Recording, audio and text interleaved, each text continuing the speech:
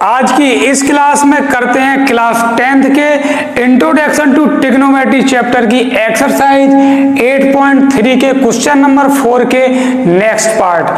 Question number 4 में कुल मिलाकर 10 पार्ट्स हैं। इस बुक का ये सबसे लॉन्ग क्वेश्चन है और काफी इंपॉर्टेंट भी है। अब क्वेश्चन नंबर 4 के 8th पार्ट को हम करते हैं उसके LHS से। उसके LHS में दिया गया है sin a plus cosec a का whole square plus cos a plus sec a का होल स्क्वायर, और उसके RHS में हमें इसको वेरीफाई करना है 7 plus tan square a plus cot square a के इक्वल या यूं कहें हमें इसको प्रूव्ड करना है। तो हम इसका LHS लेते हैं। इसके LHS में दिया है sin a plus cosec a के होल स्क्वायर में एक आइडेंटिटी लगती है अलजेब्रा की आइडेंटिटी a प्लस b का होल स्क्वायर का क्या होता है formula a square plus b square plus 2ab। तो यहाँ पर एक ही जगह है sin a तो हम लिखते हैं sin स्क्वायर a, b की जगह है कोसेक a तो यहाँ लिखते हैं cosec square a plus 2ab यानी कि 2 इंटू sin a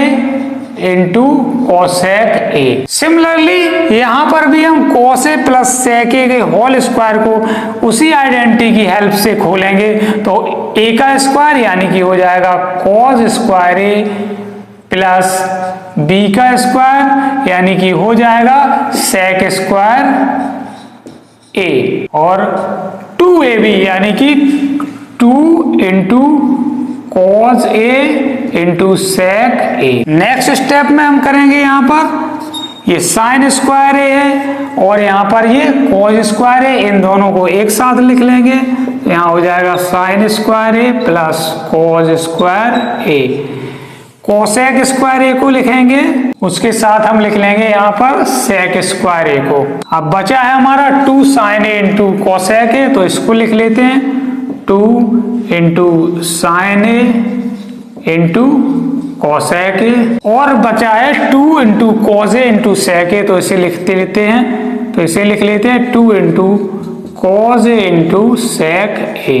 अब नेक्स्ट स्टेप में ये sin square a plus cos square a की वैल्यू हो जाएगी 1 प्लस यहाँ पर cos स्क्वायर a की जगह हम लिख सकते हैं 1 प्लस cot स्क्वायर a। ये आइडेंटिटी होती है, हमने पिछले कई क्वेश्चंस में इस आइडेंटिटी का यूज किया है। क्या 1 plus cot square a is equal to cosec square a। तो यहाँ पर हमने cosec स्क्वायर a की प्लेस पर 1 प्लस cot स्क्वायर a लिख लिया है। सिमिलरली यहाँ पर sec स्क्वायर a की जगह हम लिख सकते हैं 1 प्लस tan स्क्वायर a। ये भी एक आइडेंटिटी होती है जो हमने पिछले क्वेश्चंस में अप्लाई की है। और यहाँ पर हम लिख सकते हैं 2 इंटू साइन ए को as it is, cosec A को हम लिख सकते हैं 1 अपॉन साइन ए। नेक्स्ट यहाँ पर 2 इंटू कॉज ए है और सेक ए को हम लिख सकते हैं 1 अपॉन कॉज ए। नेक्स्ट यहाँ पर हम करेंगे यहाँ पर 1 की जगह 1 plus cot A plus cot square A plus 1 plus tan square A plus 2 into यहाँ पर साइन ए से साइन ए कैंसिल हो जाएगा तो यहाँ 2 ही बचेगा। सिमिलरली यहाँ पर कॉज ए से कॉज ए कैंसिल हो जाएगा तो इसमें भी 2 बचेगा। इस टर्म में हमारा 2 बचा क्योंकि साइन ए से साइन ए कैंसिल हो गया और इस वाले टर्म में कॉज ए से कॉज ए कैंसिल हो गया तो यहाँ भी 2 बचा। तो इनको हम काउंट कर लेते हैं 2 प्लस 2 4 5 6 7। तो कितना आ गया हमारा यहाँ पर आ गया 7 और ये क्या है कॉट स्क्वायर ए लिख लेते हैं प्लस tan स्क्वायर ए। यही हमारा क्या है, यही हमारा RHS है। तो ये इक्वल है किसके, RHS के। तो हमने इस क्वेश्चन की शुरुआत करी इसके LHS से और इसको फिनिश किया इसके RHS पे। Therefore LHS is equal to RHS। तो ये क्वेश्चन हुआ हैंस प्रूव्ड। तो इस तरह से क्वेश्चन नंबर 4 का 8th पार्ट यहाँ होता है कंप्लीट। अब हम मूव करते हैं क्वेश्चन नंबर 4 के 9th पार्ट की तरफ। तो करते हैं इसका 9th पार्ट। इसे ध्यान से देखिए, ध्यान से सुनिए और ध्यान से समझिए। शुरू करते हैं इसका सॉल्यूशन, जो कि बिल्कुल ही आसान है। क्वेश्चन नंबर 4 का 9th पार्ट शुरू करते हैं इसके LHS से। इसके LHS में दिया गया है cosec A minus sine A, एक ब्रैकेट में, दूसरे ब्रैकेट में sec A minus cos A, और इसके RHS में दिया है 1/tan A plus cot A। तो हम लेते हैं इसका LHS। कोसेक A को हम लिख सकते हैं 1/sin A, माइनस की जगह माइनस लगाते हैं, साइन A हम एज इट इज लिखा रहने देंगे, ब्रैकेट हम क्लोज कर देते हैं। नेक्स्ट सेक A को हम लिख सकते हैं 1/cos A, minus cos A को एज इट इज लिखा रहने देते हैं। नेक्स्ट स्टेप करने के लिए हम साइन A के नीचे 1 कर सकते हैं और यहाँ पर cos A के नीचे भी 1 कर सकते हैं। अब साइन A और 1 का जब हम एलसीएम लेंगे तो यहाँ पर साइन A इसका एलसीएम हो जाएगा और यहाँ पर 1 minus sign square A, bracket हम क्लोज कर देते हैं। यहाँ भी cos A और 1 का हम एलसीएम लेंगे तो हो जाएगा cos A, यहाँ पर हो जाएगा 1 minus cos square A, bracket कर देते हैं क्लोज। अब इसके नेक्स्ट स्टेप में हम करते हैं 1 माइनस साइन स्क्वायर A को हम लिख सकते हैं क्या, cos स्क्वायर A। तो यहाँ पर 1 माइनस साइन स्क्वायर A की प्लेस पर हमने cos स्क्वायर A लिख दिया है अपॉन साइन A, और यहाँ पर इन दोनों ब्रैकेट्स के बीच में कोई साइन नहीं है तो मल्टीप्लाई का साइन आ जाएगा। Similarly 1 minus cos square A को हम क्या लिख सकते हैं, साइन स्क्वायर A। तो यहाँ हम लिख देंगे साइन स्क्वायर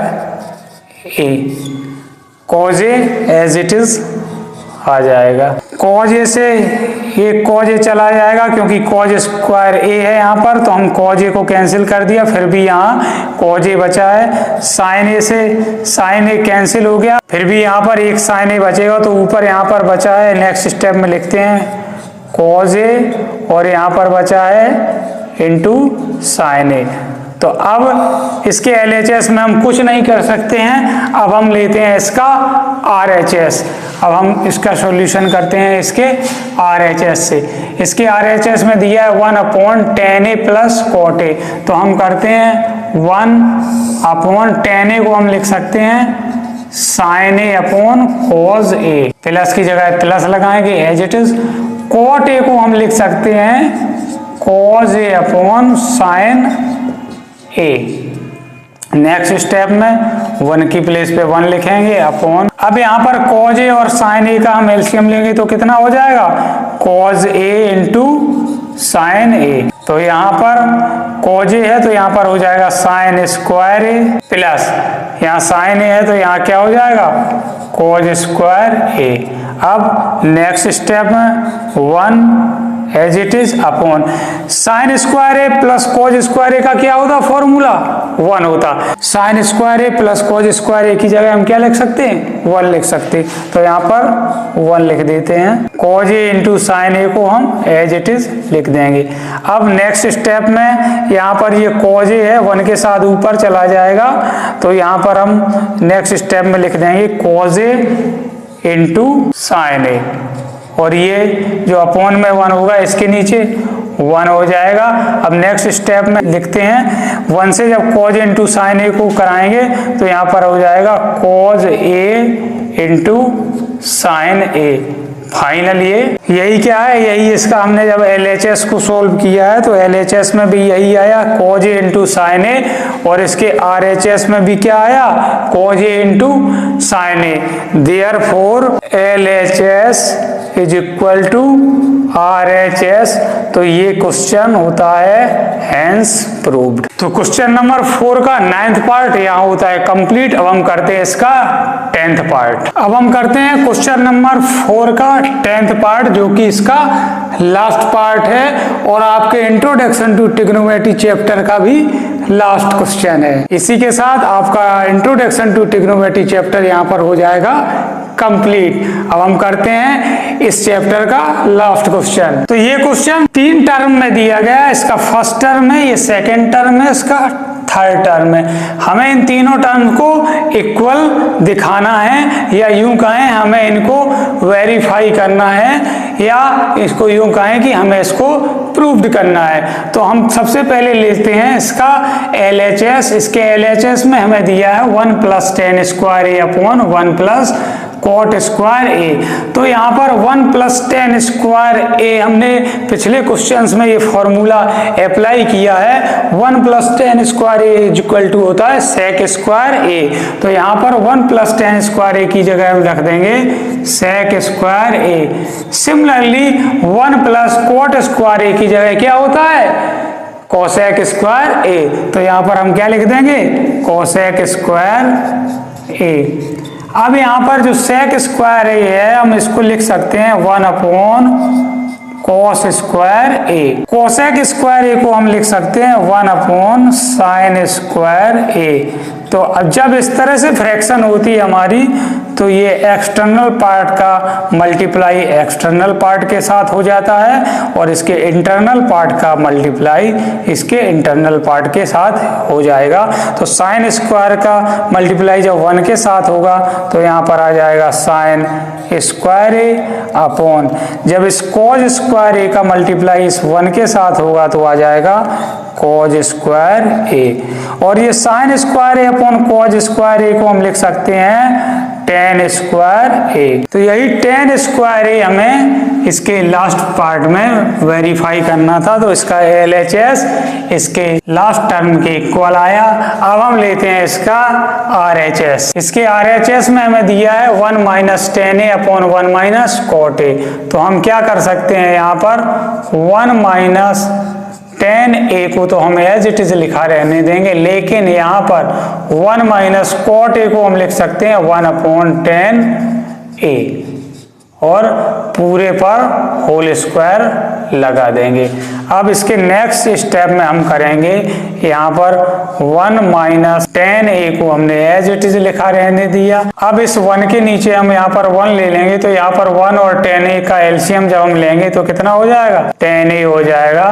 तो यहाँ पर tan a आ जाएगा 1 की प्लेस पर, माइनस यहाँ पर कितना आ जाएगा 1 आ जाएगा, और इस पूरे पर हम यहाँ होल स्क्वायर लगा देंगे। अब इसका नेक्स्ट स्टेप हम कर लेते हैं यहाँ 1 - tan a के साथ यहाँ पर ये जो tan a नीचे है इसके डिनोमिनेटर में इसका मल्टीप्लाई हो जाएगा, और ये जो अपॉन में tan a - 1 है इसको हम एज इट इज लिखा रहने देंगे, और पूरे पर हम होल स्क्वायर लगा लेंगे। अब यहाँ पर जो ये tan a - 1 है, इससे ये tan a - 1 कैंसिल हो जाएगा। तो यहाँ पर क्या बचेगा फाइनली यहाँ पर बचा है tan a, और यहाँ पर स्क्वायर लगा है, तो क्या हो जाएगा tan स्क्वायर a। कैसे हो जाएगा, ये हमारा फाइनली यहाँ पर tan a बचा है, और tan a इस पूरे पर होल स्क्वायर लगा है, तो यहाँ पर कितना हो जाएगा tan स्क्वायर a हो जाएगा। तो इस तरह से क्वेश्चन नंबर 4 के 9th पार्ट के ये तीनों टर्म हमने वेरीफाई किए हैं। तो ये क्वेश्चन यहाँ पर होता है हेंस प्रूव्ड। तो इस तरह से क्वेश्चन नंबर 4 का 10th पार्ट यहाँ पर होता है कंप्लीट। ये क्वेश्चन नंबर 4 का लास्ट पार्ट था। इसी के साथ साथ इंट्रोडक्शन टू ट्रिग्नोमेट्री चैप्टर यहाँ होता है कंप्लीट। आई होप आप सभी को ये चैप्टर बहुत अच्छे से समझ आया होगा। अगर समझ आया है तो वीडियो को लाइक करें, कमेंट करें, अपने क्लासमेट्स के साथ शेयर करें। Wish you all the best. अब हम मूव करते हैं नेक्स्ट चैप्टर की तरफ।